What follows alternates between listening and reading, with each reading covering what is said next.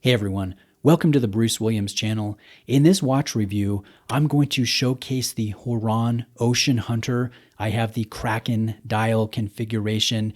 This is an upcoming micro brand out of Singapore that will be launching on Kickstarter Q2 of this year in 2022.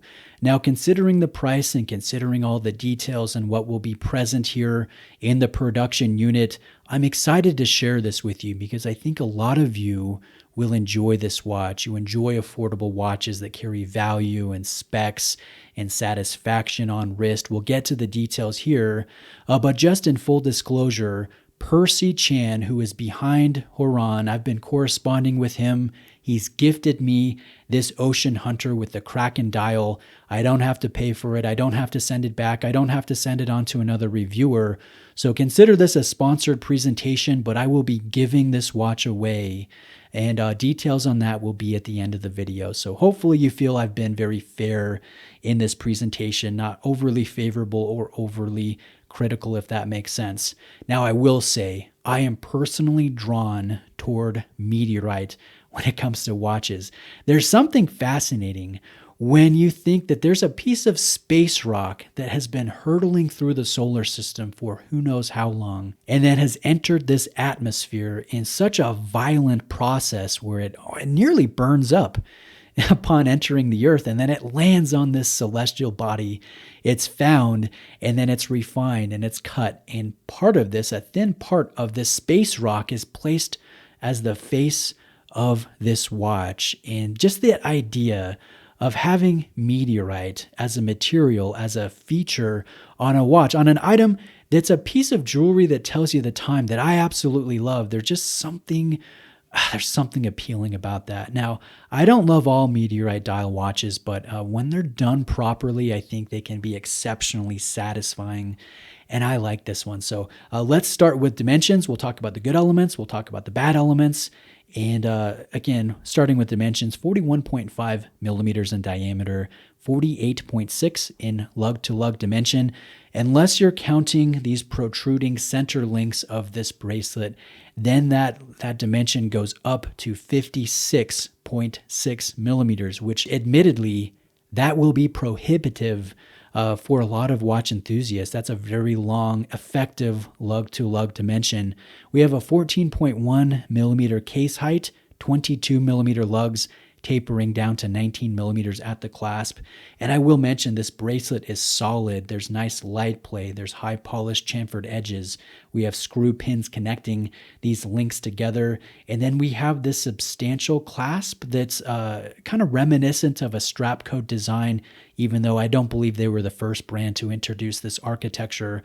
This architecture I first saw on Citizen years ago. So it has a double push button release, and you guys can see a milled center portion, very substantial. And then these two smaller buttons at the end of the clasp engage the extension system, the ratcheting system, so you can add travel to your watch. The downside is you can't take away travel. You can only expand the fit if you're going diving, or maybe you're engaging in a sport activity in the summertime and your wrist swells. You need a little bit extra travel.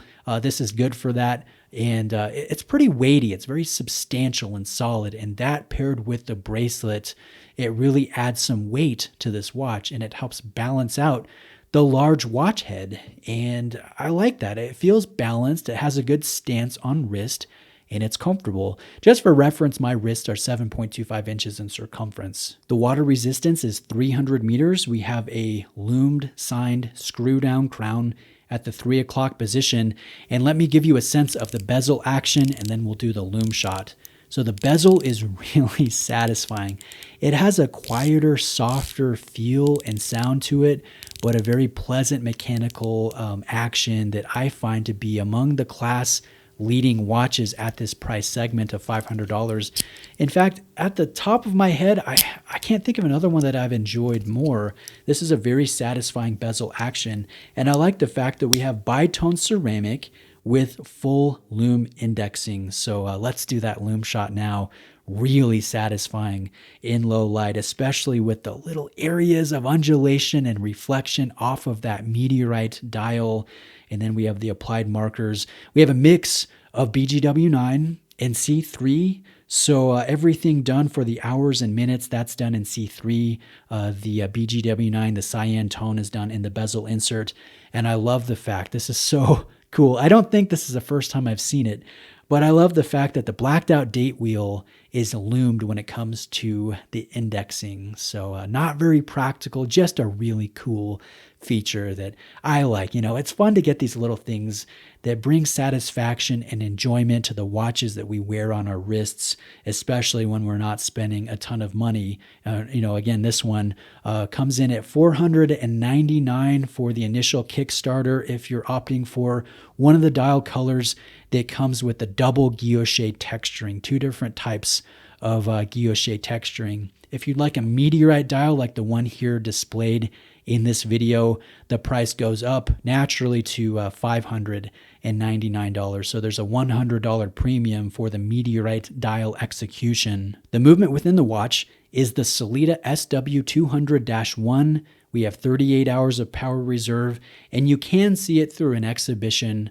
window in the back of the watch. And I will say it doesn't carry a high level of decoration, but we do have a standard level of customization in the rotor for Horon, for this Ocean Hunter Kraken dial, and that's nice to see. Considering the price, about $500 or $600 depending on the dial version, considering the loom, the bezel action, the bracelet, the adjustable clasp, a Sellita Swiss-made movement, I think you really are getting the value here in this watch, and I think that's one of the reasons why a lot of you will enjoy this and why I wanted to present it here on the channel. Now continuing, we have a presentation box here. It's very decent. It's lacquered. We have metal hardware. You open it up, you see faux leather on the inside. This is nice. I think it's appropriate for the watch. And overall, again, I like what I see here. I like the loom. I like the fit. I like the presence. I like the light play on the bracelet, the adjustability. I like the movement for the price. I love that loomed bezel, the loom bezel, but the loom on the date wheel. That's what I was trying to say.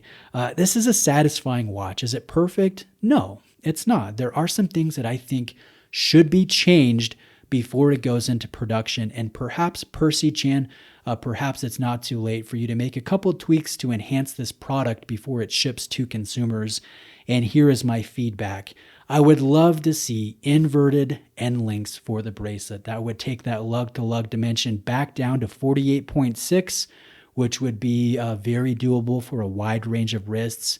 I think you're limiting your consumer base by having these protruding center links. You'll have to wear this on a strap if you have smaller wrists and just can't do that 56.6 effective lug-to-lug dimension with the bracelet on. And that's really the big thing. I think it's prohibitive with these end links, these protruding end links. I want to see inverted end links for this satisfying bracelet. Now, the next thing I think should be changed, this one is a little bit more opinion-based. You might not agree with me, but the fact, I look at this and I see original design language pretty much everywhere except the bezel grip. You guys will notice the scalloped texture that I associate with the Seamaster from Omega, and that's a great watch. I've owned multiple Seamaster watches over the years, and no, Omega doesn't have a monopoly on this texture, but I associate it with Omega, as do I think most watch enthusiasts. So if you want to go with complete originality, I would really change the bezel insert to a coin edging or something else just to enhance the overall package. But other than that, really enjoyable, impressive elements, and I hope the quality has come through here in this presentation. So links will be in the description to Horon's watches, to their website, to the Kickstarter. If you're interested in backing this project and maybe looking at some of those double guilloche texture dial colors and bezel colors, all of that will be in the description. And if you're interested in the giveaway, I do a giveaway every month. In March, I'm going to be doing 2 different watches for giveaway. This is one of them. And to be eligible, I just ask that you support me on Patreon. It's only $6 a month. It gives you access to the giveaways, and it also gives you access to the Discord server where I try to be active daily and interact with my fellow watch enthusiasts. There's a small sales forum there. So if you're interested, that link will be in the description as well. Thank you for watching today. Reach out with questions. Have a great day, and I'll see you next time.